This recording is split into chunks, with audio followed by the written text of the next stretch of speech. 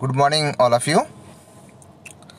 हमने पिछले वीडियो में देखा था कि बहुब्रीहि समास के कौन से नियम हैं और बहुब्रीहि समास जो है किस तरह से कार्य करता है, किस तरह से उसकी पहचान करना है हमें। इस वीडियो में हम देखेंगे कि अलग अलग समास में कौन से अंतर है, कौन से भेद हैं। कुछ समास के शब्द हमें एक से लग सकते हैं परंतु उसमें अंतर होता है। सबसे पहला अंतर जो है कर्मधारय समास और बहुब्रीहि समास में है। ध्यान से देखें बच्चों, उदाहरण के लिए देखिए, कर्मधारय समास में दूसरा पद प्रधान होता है तथा पहला पद विशेष्य के विशेषण का कार्य करता है। बहुब्रीहि समास में दोनों पद मिलकर किसी तीसरे पद का संकेत करते हैं। जैसे कर्मधारय समास में उदाहरण देखिए, नीला है जो कंठ, है ना। इसमें सभी कोई भी कंठ हो सकता है। जैसे मैंने अगर मान लीजिए नीला रंग लेकर के मेरे गले को नीला रंग कर दिया तो भी मेरा कंठ भी नीला हो गया है, अर्थात कोई भी कंठ जो नीला है। लेकिन नीला है कंठ जिसका, अब यहाँ पर ये बात बताई गई है कि नीला है कंठ किसी पर्टिकुलर व्यक्ति का। अब ऐसे तो किसी का कंठ नीला नहीं होगा, हम नीलकंठ नाम से किसी एक ही व्यक्ति को जानते हैं, वो है शिव जी, इसलिए यह बहुब्रीहि समास है। तो नीला है जो कंठ मतलब कोई भी कंठ हो सकता है, कोई भी गला हो सकता है, लेकिन नीला है कंठ जिसका एक ही। दूसरा उदाहरण देखिए, लंबा है जो उदर, उदर मतलब पेट, ठीक है। अब किसी का भी इंसान का पेट मोटा है या बड़ा है उसे हम लंबोदर कह सकते हैं, मतलब लंबा है जो उदर। परंतु अगर कहेंगे लंबा है उदर जिसका पर्टिकुलर, तो हम लंबोदर नाम से किसकी पहचान करते हैं? गणेश जी की। तो गणेश जी जो है लंबोदर है, इसलिए हम यह बहुब्रीहि है। लंबा है जो उदर, यह कर्मधारय समास है।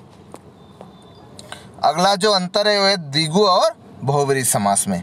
देखिए, द्विगु समास में पहला पद दूसरे पद विशेष्य की विशेषता संख्या के रूप में बताते हैं।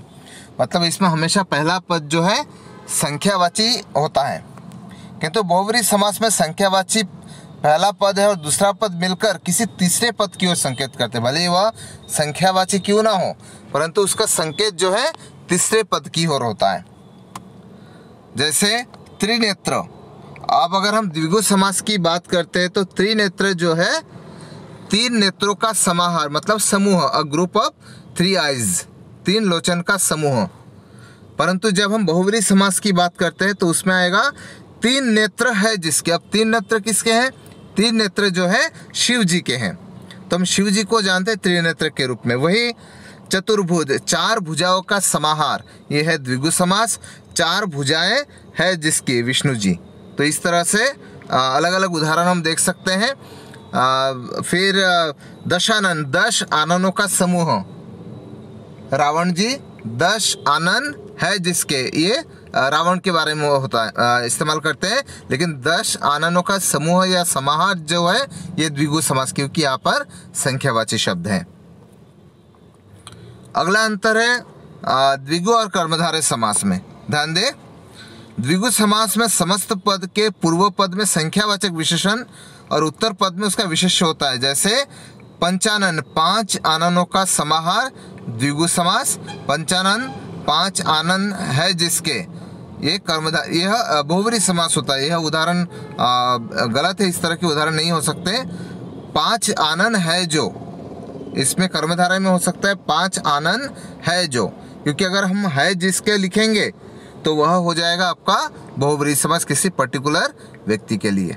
तो इस तरह से तीन अलग अलग तरह के अंतर आपको ध्यान रखना है। एक है द्विगु और कर्मधारय समास में, दूसरा है द्विगु बहुब्रीहि समास में अंतर, तीसरा है कर्मधारय और बहुब्रीहि समास में अंतर।